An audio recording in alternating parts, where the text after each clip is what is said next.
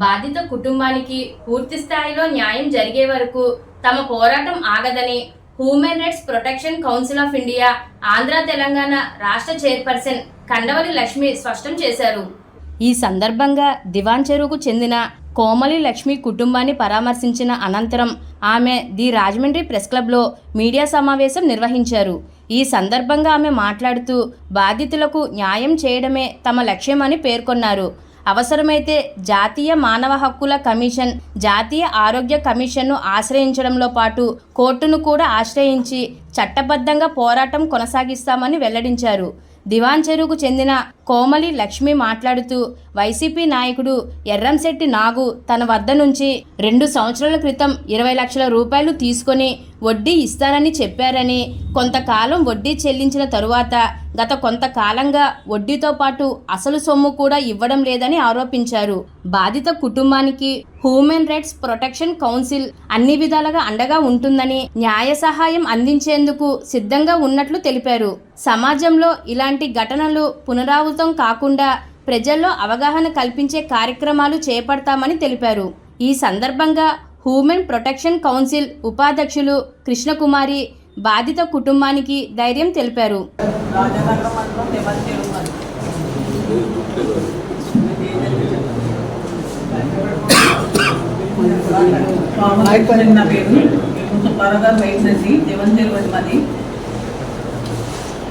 మా అబ్బాయి ద్వారా 10 లక్షలు ఒకరికి ఇచ్చామండి. 10 లక్షలు ఎదవశెట్టి నాలుగు గారికి ఇచ్చామండి. మా అబ్బాయి ఫ్రెండ్ అండి, ఆయన ద్వారా ఇచ్చామండి. ఆయన ఉన్నాడని జీవమాతో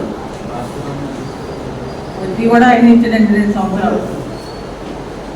అసలు వడ్డీ కూడా వడ్డీ ఆయన ఇచ్చాడండి 2 సంవత్సరాలు. ఆయన ఇప్పుడు మా అబ్బాయి చనిపోయాడండి, ఆయన లేడనేసి ఇప్పుడు మాకేం తెలియదు అంటున్నారండి. ఎదవశెట్టి నాకు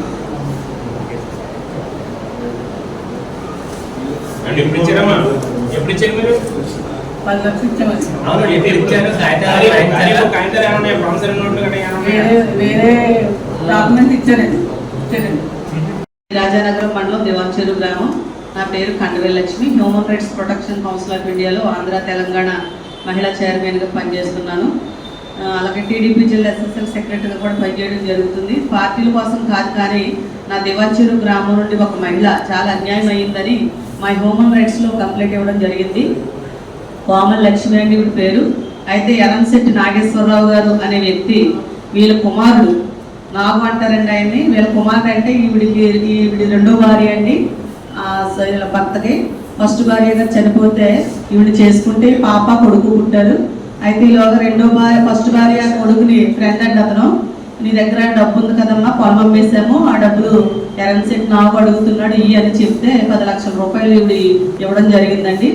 ఇస్తే ఈ చిలుకూరి రాజు అనే ఆయనది ఆళ్ళకాళ్ళకి ఏదో ఉన్నదండి, అతని దగ్గర ఏదో డబ్బు తీసుకున్నారట. అయితే ఆ కాగితాలు ఆ నోట్స్ ఈవిడ దగ్గర పెట్టి రూపాయల వడ్డీకే పట్టుకెళ్ళాడంటండి. కానీ డబ్బులు అయితే రాజు అనే వ్యక్తికి సంబంధం లేదు, ఆయన పట్టుకెళ్ళలేదు. నేను కూడా పిలిపించి ఇరువురిని కూర్చోబెట్టి మాట్లాడడం జరిగింది. కానీ 10 లక్షల రూపాయలు ఎర్రంశెట్టి నాకు పట్టుకెళ్ళాడు, వడ్డీ కూడా 2 సంవత్సరాలు ఆయనే చెల్లించారు అని నాకు ఇవిడ చెప్తే వారు కూడా అదే చెప్పారండి. అయితే వాళ్ళు ఇరువురు ఏం పడ్డారో మాకైతే తెలియదు.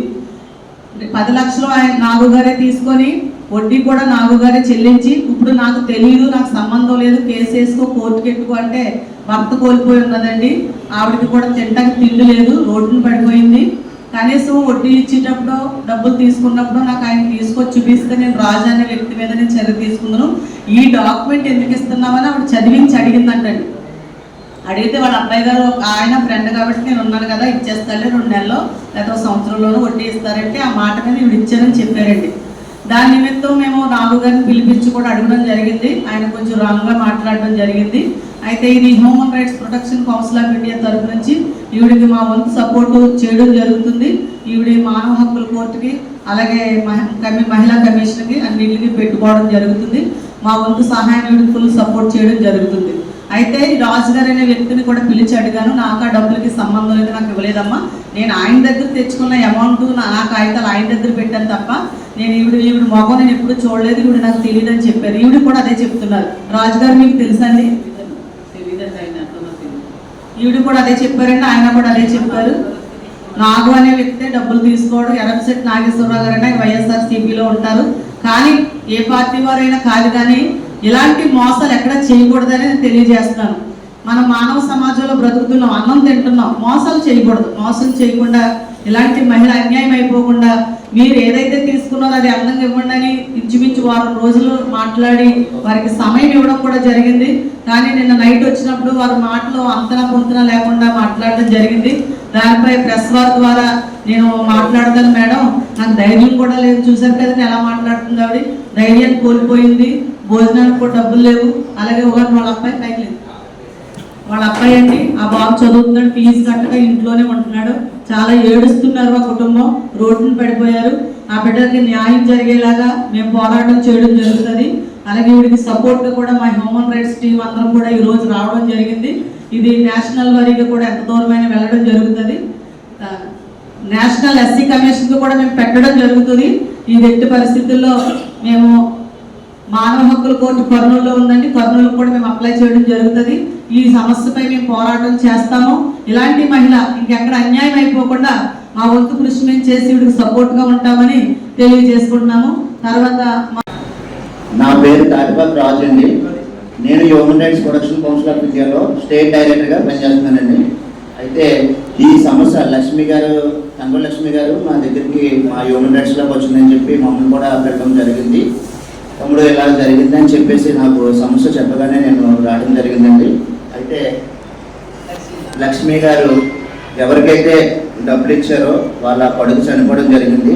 తర్వాత నుంచి వీళ్ళు వడ్డీ కట్టడం అన్నీ కూడా మామూలుగా జరిగిన తర్వాత నుంచి వీళ్ళని ఇబ్బంది పెట్టడం, తర్వాత నేను ఇస్తాను నువ్వు ఏమన్నా పీకుంటే పీకు అని చెప్పి కూడా నానా బూతులు తిట్టడం అలాంటివి జరిగినాయి.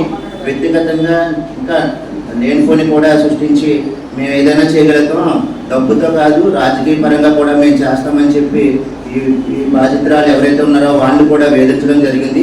అలాగే మా human Rights Protection Council of India నుంచి మేము కూడా ఆ బాధితురాలకి మేము అండగా ఉంటామని మేము కర్నూలు కోర్టులో కూడా వాళ్ళ బాధితురాలను తీసుకెళ్ళి కర్నూలు కోర్టులో కూడా మేము కేసు వేస్తాము. న్యాయం జరగకపోతే నేషనల్ ఎస్సీ కమిషన్లో కూడా బాధితురాలను తీసుకెళ్ళి అక్కడ కూడా మేము కేసు పెట్టడం జరుగుతుంది. అలాగే పోలీస్ వారి దృష్టికి తీసుకెళ్ళి తర్వాత ఆర్టీఓ ఎంఆర్ఓ వాళ్ళకి కూడా మేము వాళ్ళ దృష్టిలో కూడా పెట్టడం జరిగింది. ఈరోజు ప్రెస్ మీట్లో కూడా పెట్టడం జరిగింది. కాబట్టి బాధితురాలకి న్యాయం జరిపిస్తారని మీ మీడియా రంగం వాళ్ళందరినీ కూడా